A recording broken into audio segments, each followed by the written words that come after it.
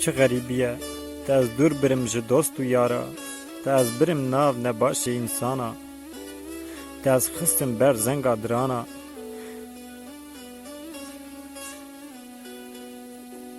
Ez raziyam li ber tupuşk û maran, ez garîbim dîsa jî ez xerab malim, ez garîbim dîsa jî ez xerab malim.